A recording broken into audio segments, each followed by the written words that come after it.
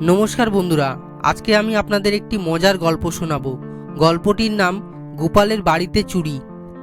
বন্ধুরা, ভিডিওটি যদি ভালো লাগে তাহলে একটি লাইক করে দিন এবং বন্ধুদের মাঝে শেয়ার করে দিন এবং চ্যানেলে পাশে থাকার জন্য সাবস্ক্রাইব করে বেল আইকনটি বাজিয়ে দেবেন।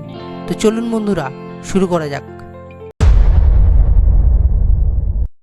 একদিন গোপালের জ্বর হওয়ায় সে সেদিন রাজসভায় যেতে পারেনি। মহারাজ সভা সদস্যদের নিয়ে নানা আলাপ আলোচনা করতে করতে হঠাৎ বললেন, আমার সভার মধ্যে এমন কি কেউ আছে যে গোপালের ঘর থেকে কিছু চুরি করে আনতে পারে? যদি কেউ পারে তবে সে সামান্য জিনিস হলেও আমি তাকে বিশেষভাবে পুরস্কৃত করব। তোমরা কেউ রাজি থাকলে বলো। মহারাজের পুরস্কারের লোভেও কেউ রাজি হলো না গোপালের ঘরে চুরি করতে, কারণ বড় চতুর সে। তার চোখে ধুলো দেওয়া সহজ নয়, ধরা পড়লে অকালের শেষ থাকবে না। নাকানি চোবানি তো খেতেই হবে, আর সে তার প্রতিশোধ একদিন না একদিন নেবেই নেবে এবং অবশেষে দুর্গতির সীমা থাকবে না। তবে কয়েকদিন পর ভূপাল নামে একটি লোক পুরস্কারের লোভে রাজি হলো।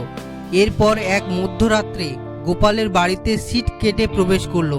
গোপাল আগে থেকেই রাজসভার কথা জানতে পেরেছিল, তাই সে লোভী লোকটাকে জব্দ করার জন্য তৈরি হয়ে রইল। গোপাল পূর্ব প্রস্তুতি মতো একটা মানুষের বিষ্ঠাপূর্ণ কলসির উপরে গোটা কতক টাকা রেখে দিয়েছিল এবং সেখানে নিজে একপাশে আত্মগোপন করে দাঁড়িয়ে রইল। লোকটি সিট কেটে যখন ঘরের মধ্যে মাথা গুলিয়ে ঢুকে দেখল যে সামনেই একটা টাকা ভর্তি কলসি সাজানো আছে। সে আর সময় বিলম্ব না করে তাই মাথায় তুলে নিয়ে মনের আনন্দে রাজবাড়ির দিকে এগোতে যেতেই গোপাল ঢিল ছুঁড়ে ভূপালের মাথার কলসিটা ভেঙে দিল। কলসি চুরমার হয়ে সঙ্গে সঙ্গে লোকটির সারা শরীর বিষ্ঠাতে পূর্ণ হয়ে গেল। তখন ভোর হয়েছে। গোপাল বেরিয়ে বলল, কি বাবা, চুরি করা হলো? মহারাজ পরে গোপালের মুখে এসব কথা শুনে বেশ আনন্দিত হলেন। গোপালের বুদ্ধির পরিচয় তিনি আরও একবার পেলেন, এমনকি তাকে খুশি হয়ে পুরস্কারও দিলেন 100 মোহর।